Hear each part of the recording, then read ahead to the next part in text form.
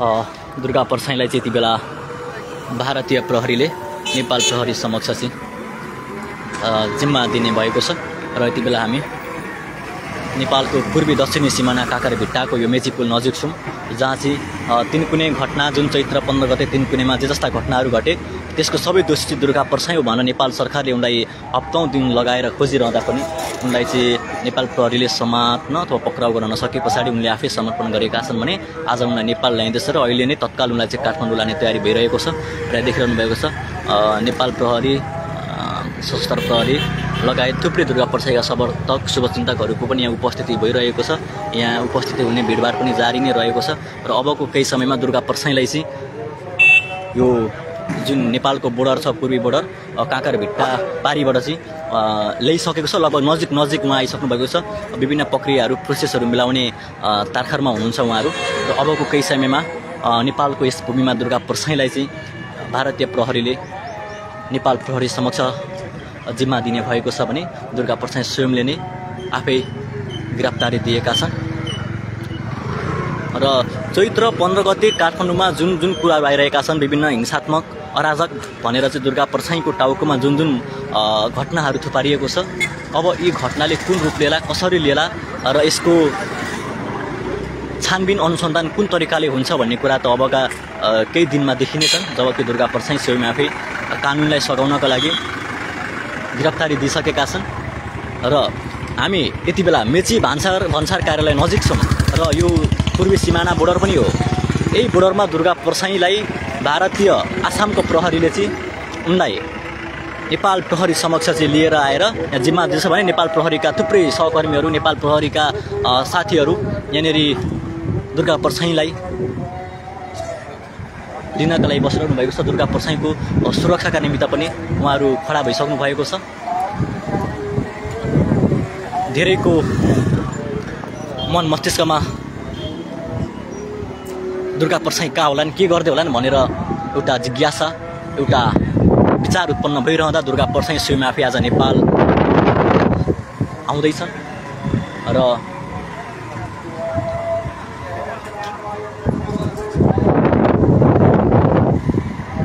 यति बेला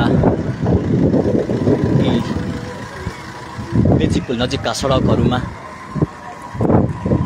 प्रहरी तैनात भइरहेको अवस्था छ। सम्भवतः दुर्गा परसाईलाई यहाँबाट चन्द्रगढी लगेर चन्द्रगढीबाट सिधै काठमाडौँ लानेतर्फ पनि कुरा आएको छ। यो कतिको यथार्थ हुनेछ त्यो हामी हेर्ने नै छौँ। अहिलेको समयमा भने फेसबुक लाइभमा जोडिनुभएका सबैजनालाई यो भिडियो धेरैभन्दा धेरै सेयर गरिदिन पनि म हार्दिक अनुरोध गर्दछु।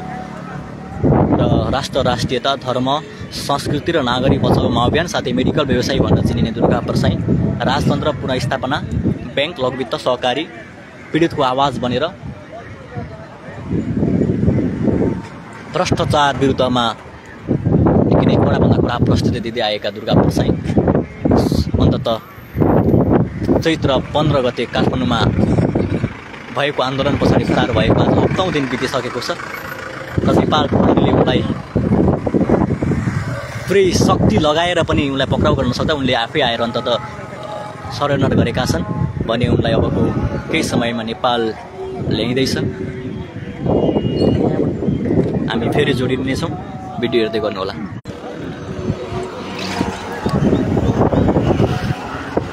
देखिरहनु भएको छ निकै नै यहाँनिर दुर्गा परसाईलाई माया गर्ने दुर्गा परसाईका शुभचिन्तकहरू, अभियानकर्ताहरू यहाँ आइसक्नु भएको छ।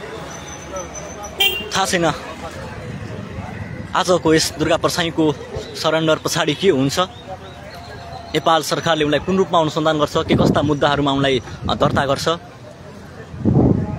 त्यो सम्बन्धित न्यायालयले नै गर्ने नै छ। जुन चैत्र 15 गते भएको घटना एकदमै दुःखनीय छ। पत्रकार सुरेश रजकको मृत्यु भएको छ, गोली चलेको छ, गोलीबाट सबिन महर्जनको मृत्यु भएको छ। दुर्गा परसाईले केही समय अगाडि मात्र दुवै मृतकहरूलाई 5 लाख रुपियाँ व्यक्तिगत सहयोग गर्ने पनि उनले बताइसकेका छन्।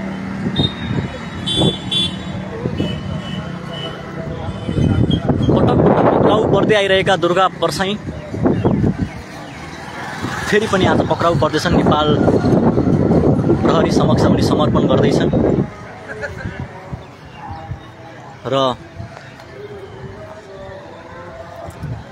भिडियो हेर्नुहुने सबैले यो भिडियो सेयर गरिदिनु होला पनि भन्न चाहन्छु। फेसबुक पेज लाइभ हेरेर बस्नुभएका सबैलाई पेज लाइक पनि गरिदिनु होला। हामी सत्य तथ्य के हुनेछ प्रत्यक्ष रूपमा यहाँहरू माझ देखाउने प्रयास पनि गर्नेछौँ। उपस्थिति बढ्दो छ। उनलाई चाहिँ राति नै इन्डियाबाट आसामबाट चाहिँ उनलाई नेपाल ल्याउन खोजिएको भन्ने बुझ्नमा आएको छ र केही कुराहरू केही प्रोसेसहरू मिलाउनको लागि उनी बोर्डर पारी नै रहेका छन् र भिडियो हेर्दै गर्नुहोला। फेरि पनि हामी जोडिनेछौँ।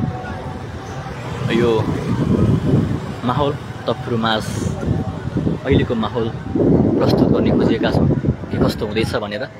दुर्गा प्रसाई आफैले भनेका छन् कि मेरो ज्यान के जोखिममा परेको हुनाले मलाई मेरा कानुनी सल्लाहरको रोभरमा मलाई विश्वास लाग्ने पात्रहरूको रोभरमा